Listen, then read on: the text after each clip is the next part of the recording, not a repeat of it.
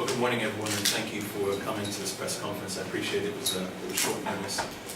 This is an opportunity for us to update you on what we know so far in the investigation into the shooting of two men, which had occurred at about 5:30 in the morning on Saturday, the 27th of November. At about that time, officers from our armed response unit and other uniform units attended the reports of gunfire in the St. Monica's area of Pembroke. On arrival at the scene, two men were found laying on Mission Lane, suffering from multiple gunshot wounds. They were conveyed by ambulance to the King Edward Memorial Hospital, where they were treated and underwent surgery for their injuries. The victims are a 44 and 40-year-old male from Pembroke. Both men were seriously injured, with the 40-year-old tragically suffering paralysis as a result of these gunshot wounds, as one of the bullets appears to have traversed his spine in his neck region. It is not believed at this time that either men are members of an identified gang. An active investigation is underway by the Serious Crime Unit headed by myself, and the investigating team understands that some people may have been in the area or immediately following the shooting, and we are keen to speak with these individuals or with anyone that has information that will assist. You'll be aware that the scene has been forensically examined, and indications are that a total of 10 shots were fired at the scene, with both victims receiving more than one gunshot to each of them. The forensic evidence is being processed and being sent overseas, and we hope to have early results on these tests soon. We are interested in speaking with people that can assist us with the movements of the victims. The victims were on a black motorcycle which was bearing the registration number BS047. This cycle is in fact a stolen motorcycle, and it is a Quing, and I'll just spell that for you. It's QING motorcycle, and we're appealing for anyone that has information on the movements of this bike and the victims prior to the shooting. The victims had spent a short time in a house in the St. Monica's area prior to being shot. We know that much at this stage. And at this point, I would just like to hand over to Mr. Mirfield, who's going to make some additional comments, and that summarizes where the investigation is at this moment.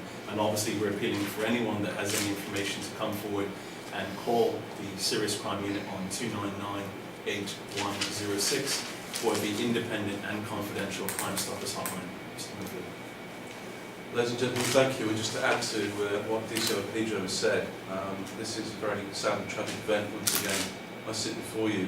Our thoughts are with the victims' families at this time. I would like to, however, reinforce what Inspector Pedro has said, that the police service is conducting inquiries into this matter. It is an attempted murder, and all our efforts are being engaged in trying to catch those responsible for the shooting.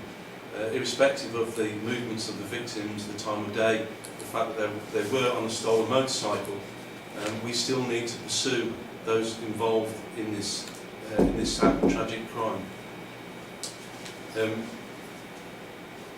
Bermuda is working hard. Bermuda Police Service, in partnership, is also working hard to bring offenders to justice. I've already said on numerous occasions we've had some tremendous results of recent times. Individuals have appeared before court, have been convicted, and have been sentenced to long terms of imprisonment.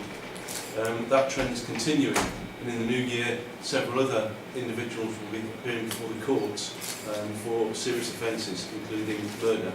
We also anticipate further arrests for serious crimes in the very near future. I would appeal also to individuals who may feel that revenge is something that they may want to partake into, to not do that. Any reprisals of any nature will be treated with extremely seriously. We ensure that resources are placed in areas of high crime, particularly after incidents such as this. So you will see an increase in policing in the areas that these shootings have taken place, and we will continue with the resource-intensive policing activity that we have been over the last months.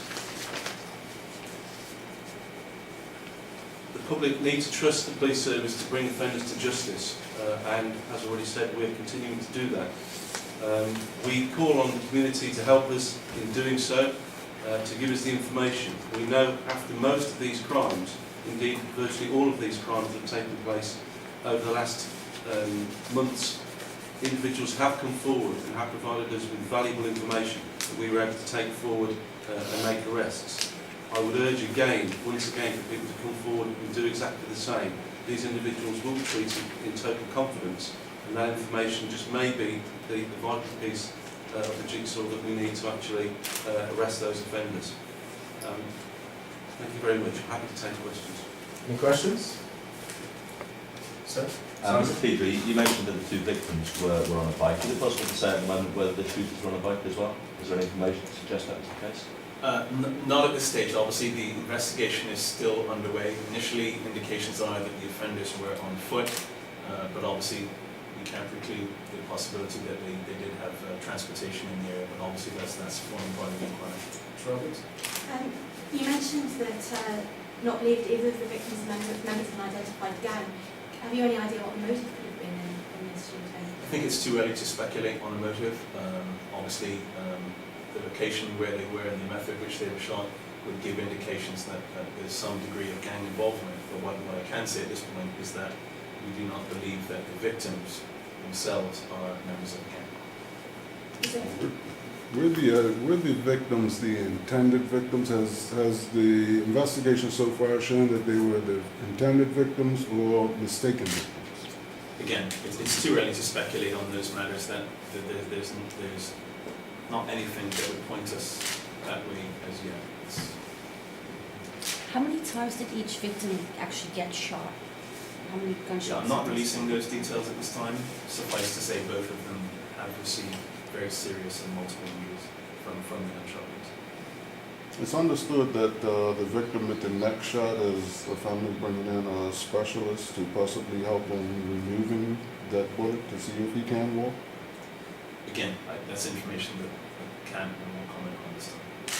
And that's what the reception that the police received was, what they received up in St. Monica. Previously there has been a certain animosity when officers and the press have arrived up there. What was it like on any of the hours of Saturday morning? And what's the response you've received from the public? The initial response was not adversarial in any way. Officers canvassed the area, making house-to-house inquiries with people. I think it would be fair to say that the people in the area are rightly upset and indignant at the repeated volume of crime in that area and understandably frustrated. Obviously officers have to contend with that and factor that in when they're speaking with the community residents. But there was not any animosity that I'm aware of that was directed to the officers, albeit the residents are very frustrated. Are the police in general concerned that there may be an upsurge in gun violence over the Christmas period, and are the police engaged in any talks, for example, for a ceasefire?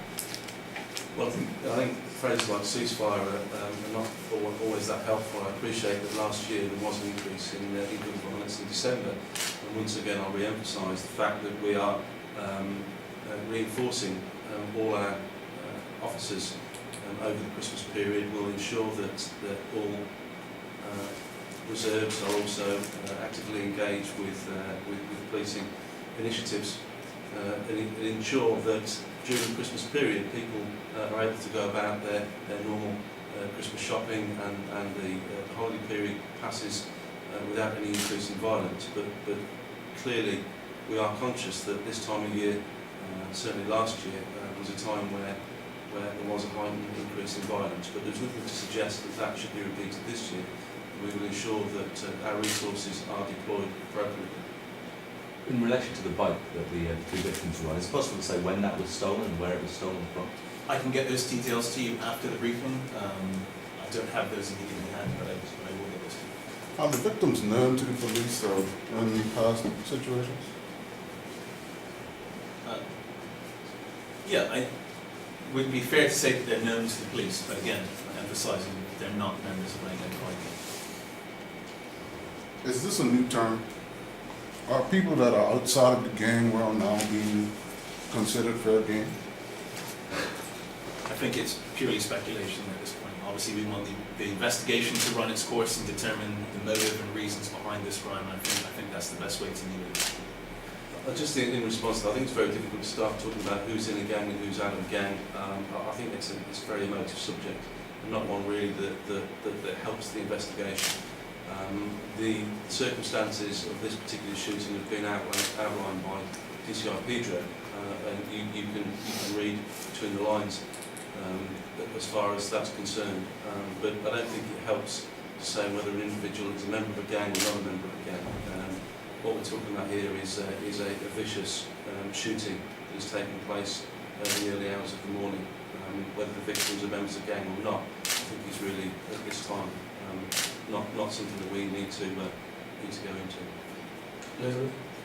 Can you comment on whether the two victims were related to each other? What were they doing on the bike together at that point? Again, that forms part of the investigation, and we're looking at the reasons for their presence in the area, and then together that all forms part of the investigation. Simon, last question. In the past, in St Monica's area, there have been police on duty on a regular basis around the clock. Is it possible to say at this time, at 5:30 a.m. on Saturday morning, were police in the area?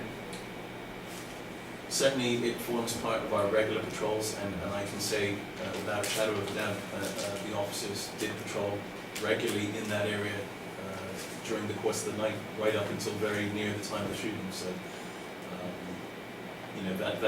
St Monica's is somewhere that is visited heavily and frequently. Okay.